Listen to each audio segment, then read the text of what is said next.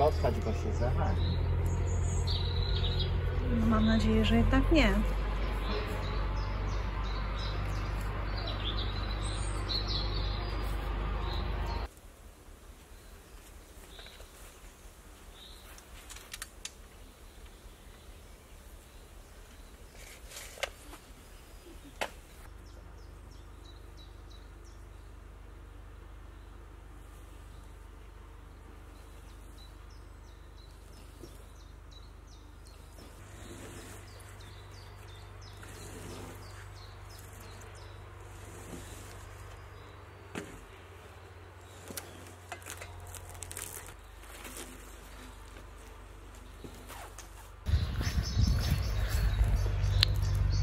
O!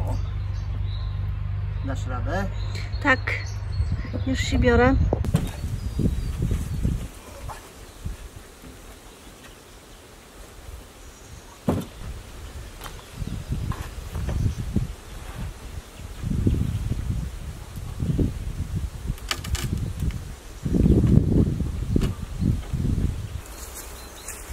Dobra, to teraz to trzeba poprzenosić.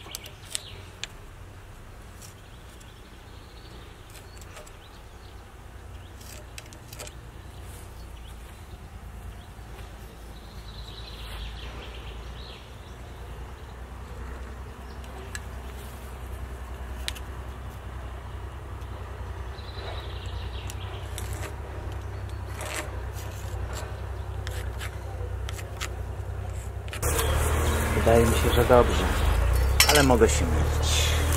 Dlatego tą belkę mam dłuższą, że jakby co, to obcinam to, co wciąłem, co przyciąłem i robię to ponownie.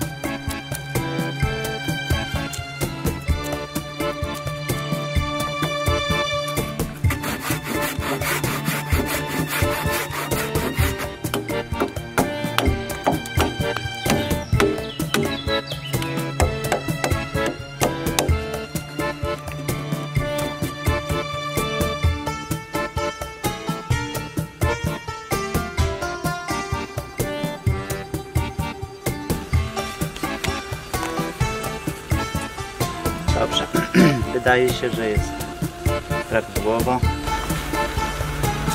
i nie reklamuję tego.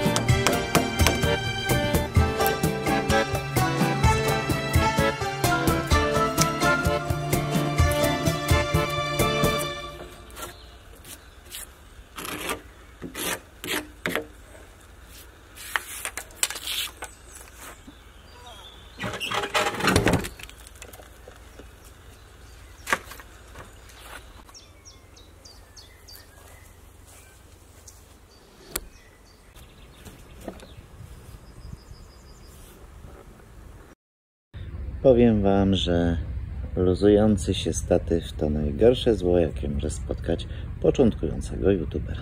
Zaraz po padającej baterii. No tu mi troszkę nie wyszło. Znaczy to nadrobię, jak będę robił te drugie bale. Chyba nie uwzględniłem w wystarczający sposób, że jak wyjąłem ten stary bal, to on jest spróchniały na środku i się wygiął i przez to mi właśnie ten centymetr uciekł. Ale nic. Nie ma tragedii. Grunt, że ładnie tutaj przylega. A jeszcze jak z czasem, z tym obciążeniem, które na ten dom generuje, to wszystko ładnie powinno dosiąść, usiąść będzie bez szpar. Tak samo zresztą i jak widzicie tutaj. Z kolei te bale tutaj przy oknie, jak widzicie, ta prawa strona jest taka opadnięta. Tego teraz nie będę ruszył. Podłożyłem tutaj takie drewienko, żeby to się bardziej nie opuszczało. To poprawię później. Po prostu wystarczy wyjąć troszeczkę tego mszenia i je lekko podlewarować do góry i będzie ok. I to się wyrówna. Wiem, że zielona, ale ja takie lubię. Słońce już zachodzi, więc się przejdę jeszcze przed wieczorem po warzywniku. No, tutaj Darka gnojóweczka. Już trochę jej wybrałam i podlewałam nią rośliny. Ale jeszcze jest jej bardzo dużo. Na pewno się domyślacie, jak pachnie. Tu wsadziłam jedną cukinię. Tu jest taki bałagan. Są skoszone pokrzywy, bo ogród właściwie zaczyna się od tej strony. Zaczyna się kocimiętką.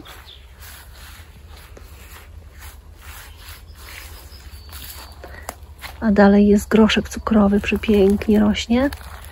I rzodkiewka. Jutro rano już ją chyba do końca zjemy. Bardzo się udała. Tu wyżej wsadziłam dynię. Jest 5 krzaczków malutkich dyni. To jest 3., 4. i tam gdzieś 5. Przyjrzę się tym rzodkieweczkom z bliska. Są naprawdę duże, fajne rzodkiewki.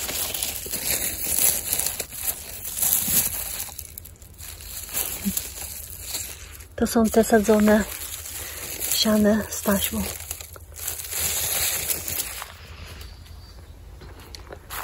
Tutaj rosła rzodkiewka wysiana z nasion i zostawiłam 3 rzodkiewy, żeby zakwitły i wydały nasiona. A w to miejsce posadziłam fasolkę szparagową. Mam takie tipi nad nią, żeby się mogła piąć. A tu z brzegu grządki. Znów jest kocimiętka i nasturcje. Dalej mamy rządki sałat. Rukole i takie piękne, kolorowe sałaty. A potem szpinak. Sałata, szpinak. Tu dosiałam sałatę. Będzie na trochę później. I tutaj też była rzodkiewka. Już ją wyrwałam i na to miejsce posadziłam cukinię. Tu jakiś koperek się wysiał i rośnie. Na kolejnej grządce też z brzegu rośnie nasturcja, a potem cebula dymka na przemian z marchewką. I potem sama marchewka, koperek. Tutaj dosiałam w to miejsce trochę sałaty albo rukoli, chyba to rukoli, tu sałaty. I jeszcze tu trochę dosiałam. A tu jest posiana rukola. Jedna ta duża jest z zeszłego roku i kwitnie, i te tegoroczne też już kwitną. I nie szkodzi, bo kwiaty są bardzo smaczne. I też je zbieram, zrywam do sałaty, do sałatki. Tu też jest koperek. I na koniec tej grządki kocimiętka i maleńkie z tej strony i z tej strony maleńkie jeszcze aksamitki. A tu grządka, na której rosną pomidory i papryki. Też dosadziłam aksamitki. Mocno zaściółkowane. Mam nadzieję, że dzięki temu będą miały wilgoć. Obawiam się trochę o ślimaki. Zaglądałam pod ściółkę, czy się tam kryją, i spotkałam 2 padalce. Więc jeśli są padalce, to może nie będzie ślimaków. A tu się wysiał żywokost. Przed tą ostatnią grządką też rośnie żywokost, ale przez nieuwagę już był parę razy zdeptany. A na tej grządce są posiane i posadzone ogórki. Tutaj są posiane w tym wgłębieniu, a tu są posadzone. Ten chyba troszeczkę kiepsko wygląda i podgryziony. Ale ten wygląda dobrze. Mam nadzieję, że ślimaki im odpuszczą. Albo padalec zdąży zjeść ślimaki, zanim ślimaki zjedzą moje ogórki. Z tej perspektywy warzywnik wygląda tak. Ławeczka i truskawki. A na tych 3 zagonkach rośnie tylko bób i groszek cukrowy. Bób chyba nie potrzebuje takich podpór. Groszek je potrzebuje. Darek zrobił taką plecionkę.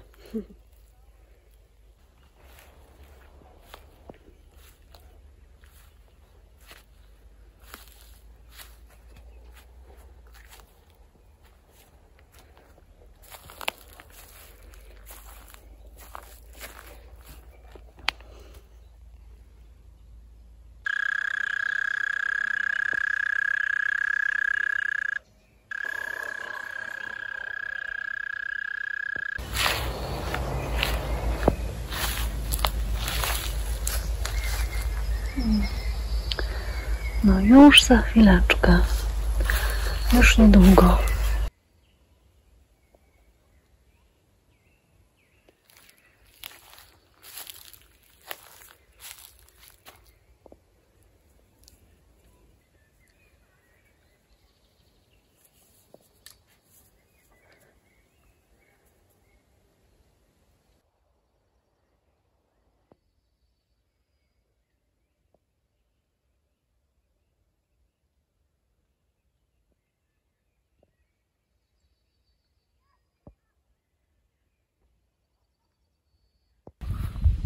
Dzień dobry.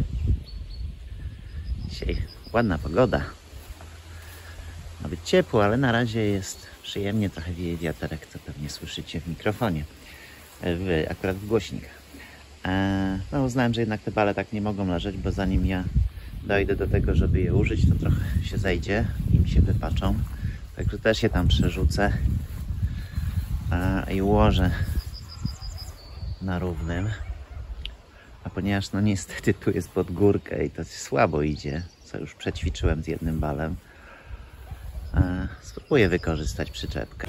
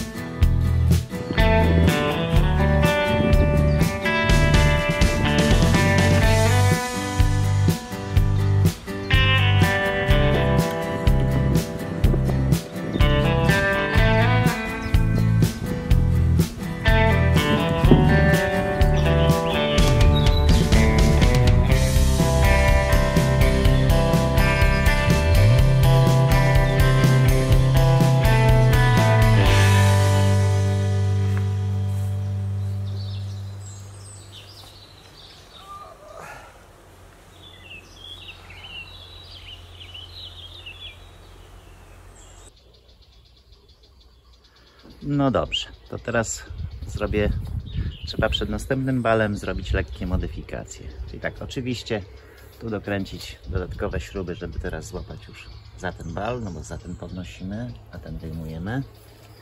Druga rzecz, odkręcę te dwa wzmocnienia z obu stron i przykręcę je troszeczkę niżej, tak żeby załapały już za tą nową belkę i wtedy będzie to wszystko solidnie spięte, czyli belka u góry, belka u dołu.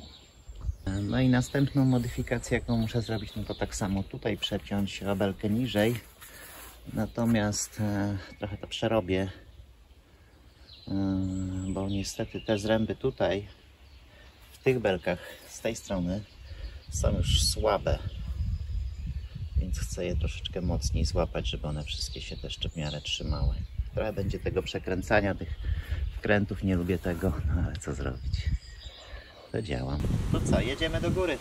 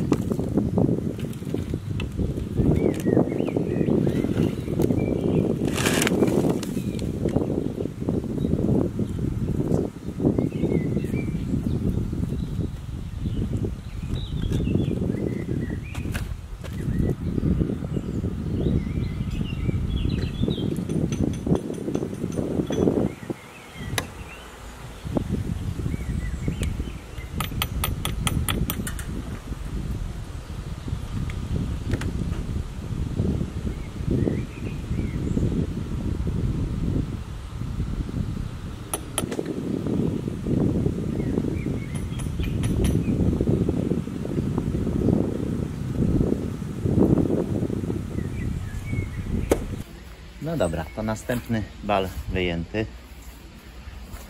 Teraz możecie zobaczyć, jak przeżarty był ten bal. A, przepraszam, teraz chyba widać. Niewiele z niego zostało.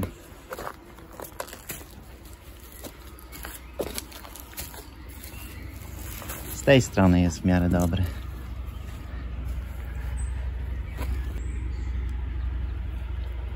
No dobrze. Ja opuszczam, bo nie chcę, żeby to stało na tych lewarkach. Nie mam pewności, na ile one są w stanie wytrzymać to obciążenie. Więc wolę je opuścić i zabezpieczyć tak po prostu w stanie spoczynku, że gdyby coś się miało tam obsuwać, no to one zatrzymają. Natomiast nie mają w tej chwili żadnego obciążenia. No to co? Robimy następny bal na wzór.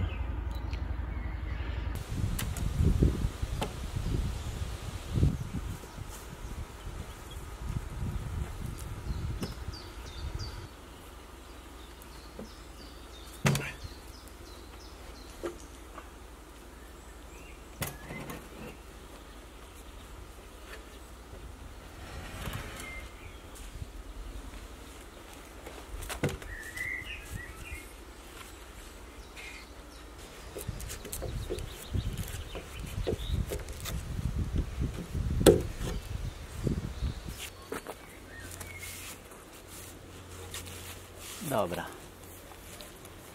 Słuchajcie, no wydaje mi się, że można go wkładać.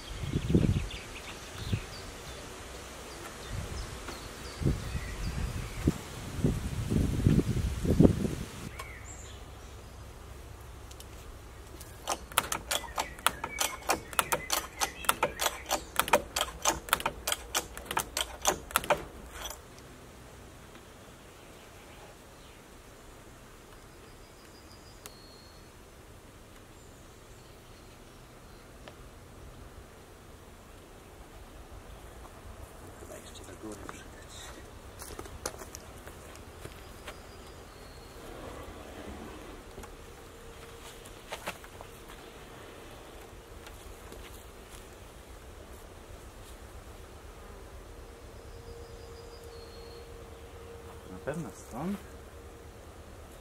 No trochę jakby nie tak. Jakby na bokiem. Mężu, a nie bokiem? No nie, no dobra, okej, nic nie mówię już. O!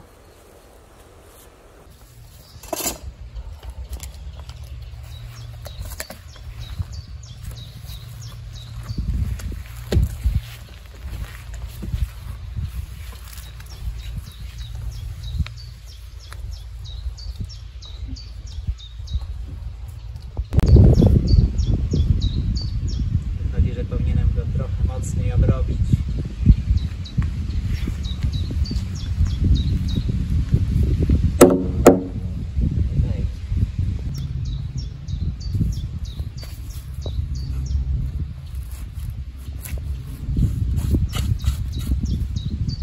Tak, tutaj jeszcze muszę trochę podciąć, żeby to głębiej weszło.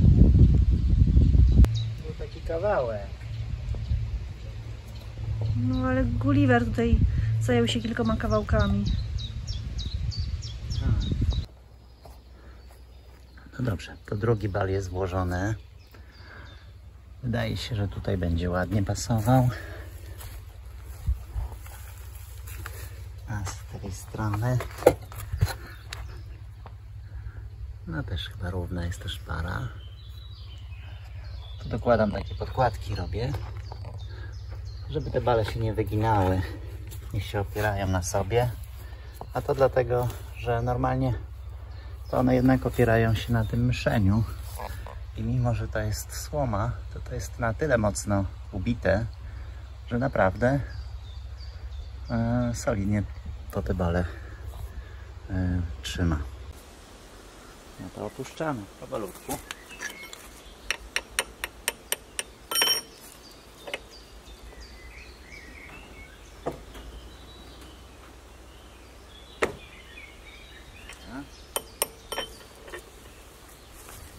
I teraz pójdę z drugiej strony.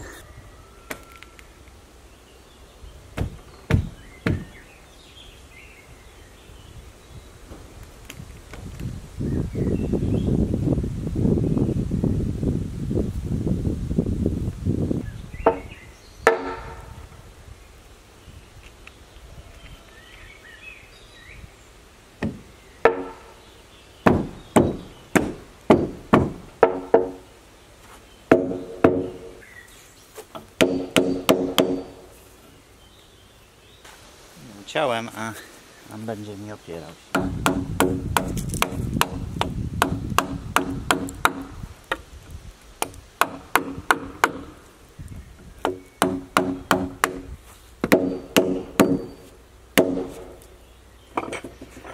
Dobra, można na dół.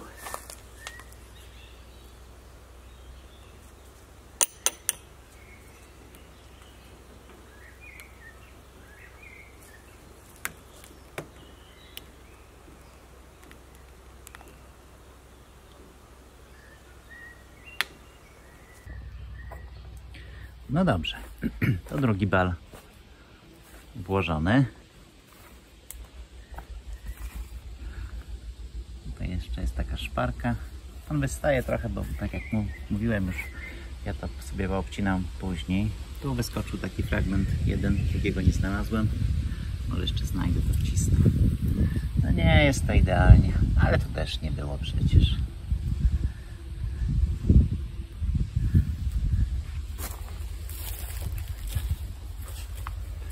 I z tej strony zobaczmy. Tak. To jest tak. Dom trzeszczy. Nie, to nie dom trzeszczy. Jak słońce świeci, to trzeszczy te blacha.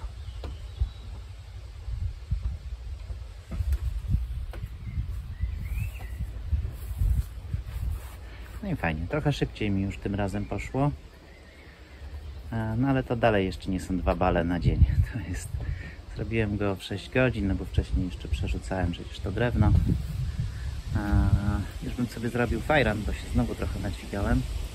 Ale jednak najpierw ułożę tą belkę i zrobię jakieś zadaszenie. Może na razie położę tylko zwyczajnie tą blachę. Tak, na wszelki wypadek, jakby miał deszcz padać, to niech to będzie już zrobione. I ogarnę tu trochę, żeby przyjemniej było wrócić jutro do pracy.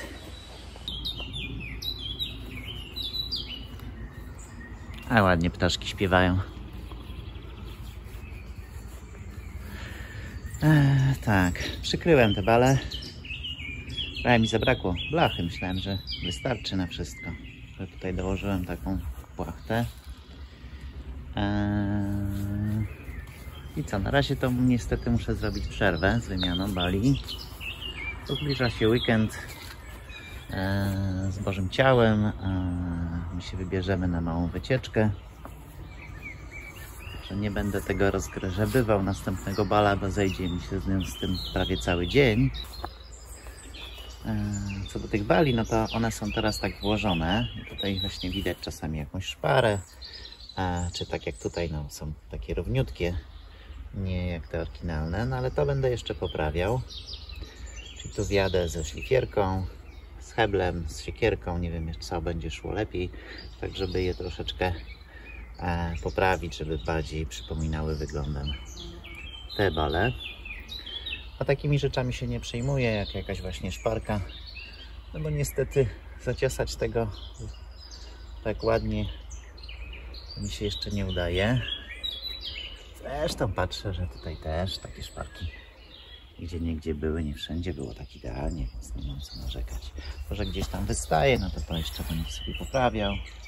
Potem, jak będę miał wygodny dostęp. Nie wcinam też tutaj tego bala pierwszego, tego górnego pod to okno, dlatego że to spokojnie mogę zrobić później, jak już będę właśnie miał pewność, czy uda się wykorzystać te stare okna, no to wtedy wetnę tak jak to było, a możliwe, że będziemy szukali jakichś innych okien,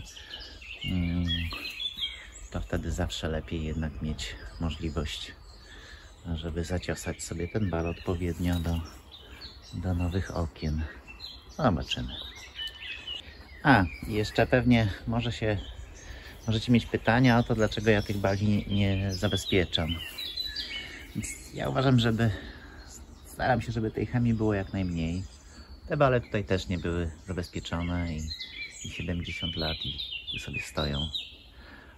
A te tutaj zniszczone, to nie jest to efekt tego, że były czy nie były zabezpieczone.